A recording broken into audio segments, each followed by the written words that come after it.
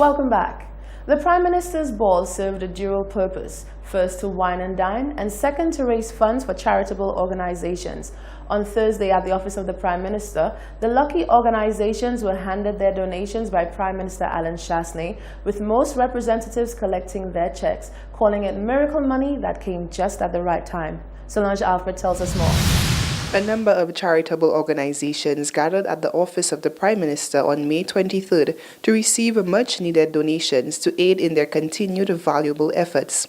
Organization after organization expressed their heartfelt gratitude to Prime Minister Alan Shasney, his wife Raquel Duboulet Shasney, and the steering committee of the Independence Ball.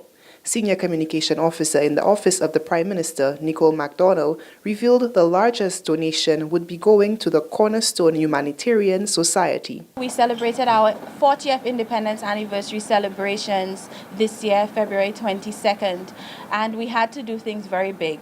And one of the things that went very big this year was the annual Prime Minister's Ball, which is now in its third year.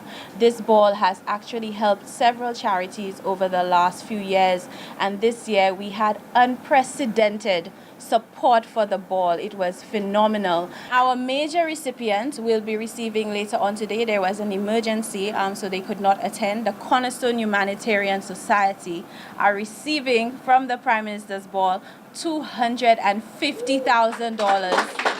So I will actually ask the NCF to come back up just so we can do this presentation, but they will be coming later today to receive that. Many of the recipients praised the timing of the donation as one that was God-sent. Furthermore, chairperson of the Independence Committee, Janine Girardi McIntyre, said the success of the Independence Prime Minister's Ball can now be seen in the donations given. While we were enjoying the gala affair, however, we never lost sight of the fact that the purpose of this event is to raise funds for worthy charities.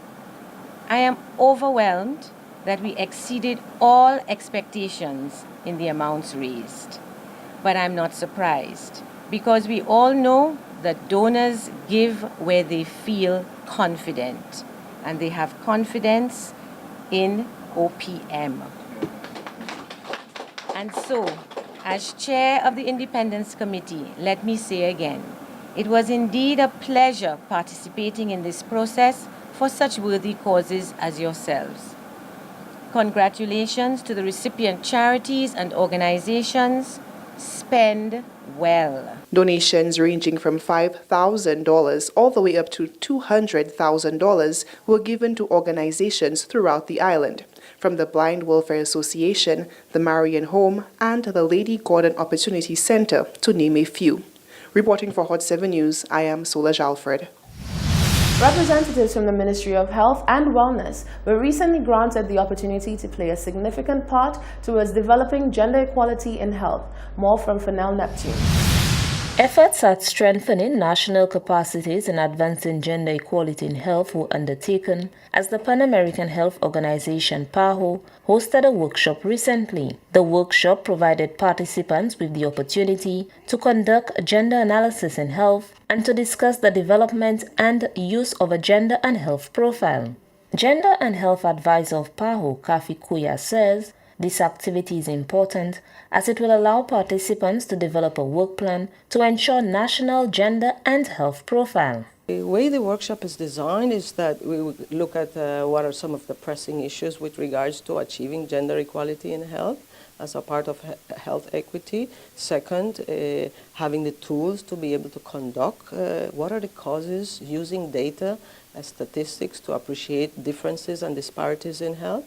And then thirdly, being able to produce a national document to advocate for stronger policies to ensure that everyone has the same opportunity to have good health care.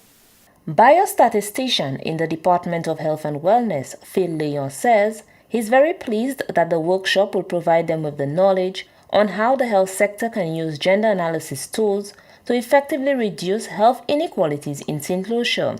It brings to light the disparities between the gender, especially when it comes to our data collection processes and how we move further. What we can appreciate is that we're getting the information and the sense of how there's a difference between sex and gender. Sex being the biology, gender being the roles that are assigned and how we cater in terms of equality and equity. And what we've been finding is, yes, we have information, we have data, we have been making moves towards interventions, but we've been lacking in that pointed area. The Pan American Health Organization, PAHO, is hopeful that St. Lucia will be able to develop a gender and health profile, giving priority to selected health topics within national health priorities.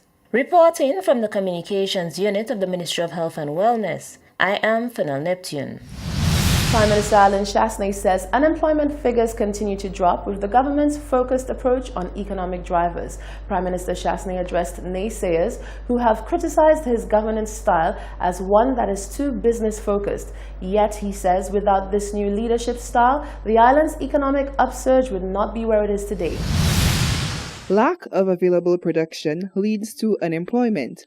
Hence, to solve the issue of unemployment, innovative approaches need to be applied to boost industries and create new ones. During the recent handing over ceremony of checks to charitable organizations, Prime Minister Alan Shasney took time to enlighten the audience about the performance of the current administration in regards to the unemployment figures. When I came into government, the overall unemployment in this country was 25%.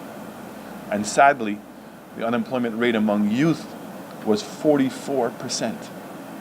Almost half of our youth were unemployed. And this is really a critical issue in terms of creating a new beginning for many of our people. And I'm very happy to say that we've seen the unemployment rate drop to 15.5%.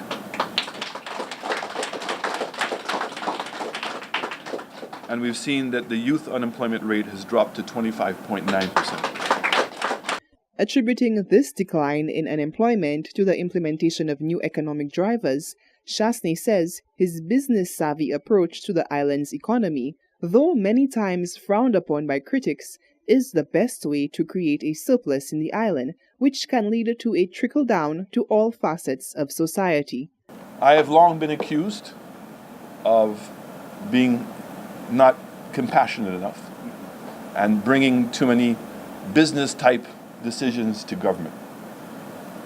But the reality is that if government continued to operate the way it was going, the simple act of even paying salaries would have become difficult.